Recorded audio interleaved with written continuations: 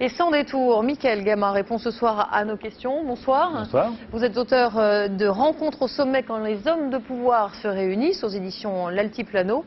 Davos, à quoi ça sert? Alors Davos, effectivement, est présenté comme un grand événement dans lequel de nombreux décideurs se réuniraient pour préparer une série de décisions qui auraient des conséquences sur les scènes géopolitiques et économiques mondiales. Est-ce que c'est le cas? En fait, Davos, qu'est-ce que c'est? C'est un grand spectacle. C'est de mettre en scène différents coups politiques, parce que Davos, c'est une entreprise avant tout qui a besoin d'une ultra-médiatisation. Quand vous dites certains coups, c'est-à-dire?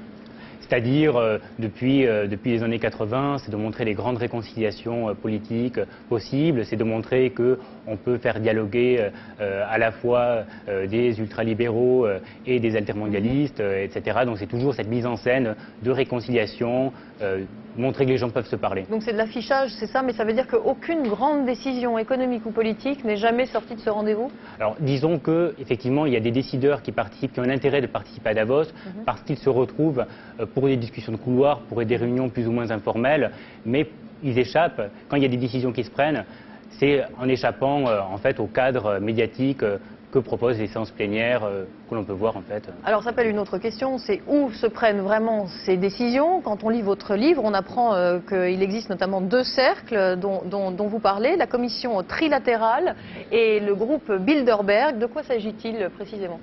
Alors, la commission trilatérale, tout comme le groupe Bilderberg, effectivement, sont deux groupes qui, contrairement à Davos, peuvent rassembler plus fortement les questions de gouvernance mondiale.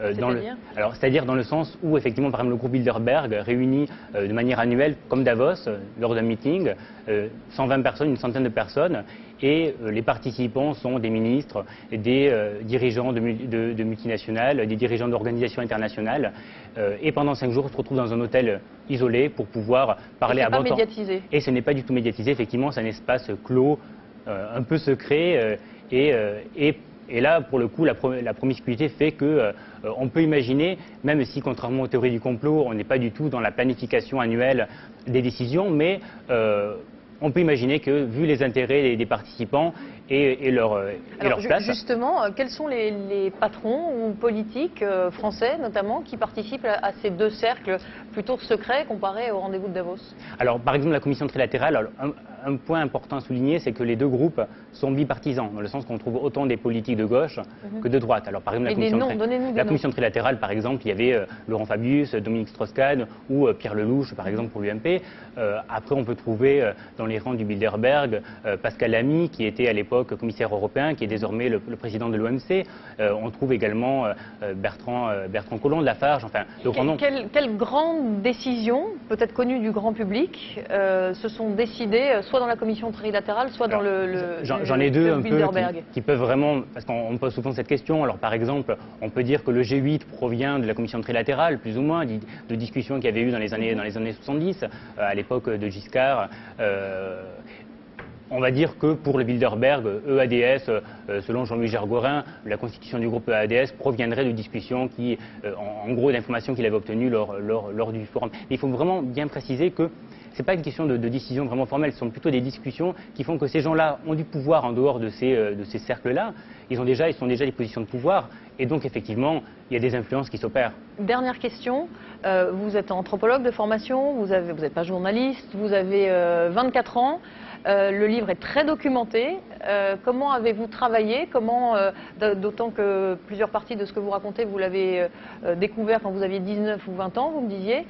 Comment avez-vous travaillé? Comment avez-vous réussi à être au plus près de ces informations? Alors, bon, effectivement, j'ai réussi à rencontrer une grande partie de participants, essentiellement au groupe Bilderberg, commission trilatérale, mais également Davos, dans le cadre de recherche scientifique, donc en anthropologie.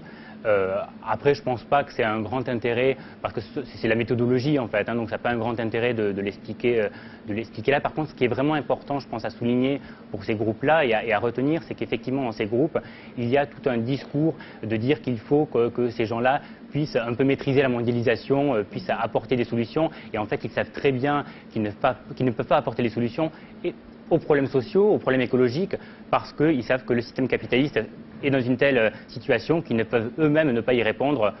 Voilà. Merci beaucoup, Mickaël Gamma, d'avoir répondu à nos questions. Merci.